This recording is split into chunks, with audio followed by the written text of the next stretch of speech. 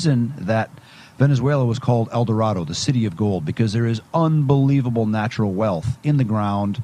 They have more oil than Saudi Arabia, more gold than you can imagine. But now the government there, the Maduro cartel, has been allowed to steal not one, not two, but 3 elections. This last round, this election that they just had in July, the opposition parties won 70% of the vote. Maduro won 30%. And of course, all the diaspora, all the people that have left Venezuela, that are living in the United States or Mexico or Colombia, Peru, are not permitted to vote. But even then, 70% of the people voted to oust these guys. They are backed by the Cubans, they're backed by the Iranians, they're backed by the Russians, and also they're taking it down the road of more poverty, more despair, more socialism. And to me, it's very concerning, because what they've done, the goal of kind of a state capture of a political party to where there's really not elections anymore, it's kind of what happens in California when the Democrats win those elections and the people in California are stuck with it. Now, a lot of them are voting with their feet, just like the people in Venezuela are voting with their feet and leaving. There's been another 1.5 million people just since July have left Venezuela.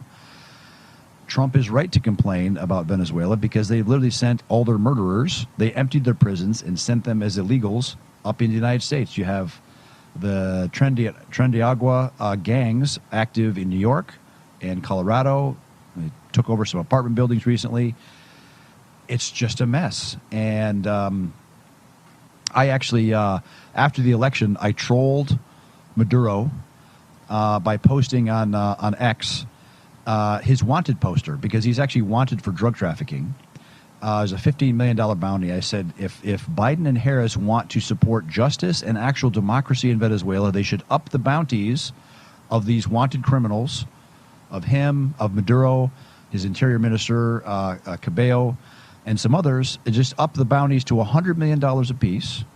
They could use frozen funds of the Venezuelan government that the U.S. is already sitting on and sit back and watch the magic happen.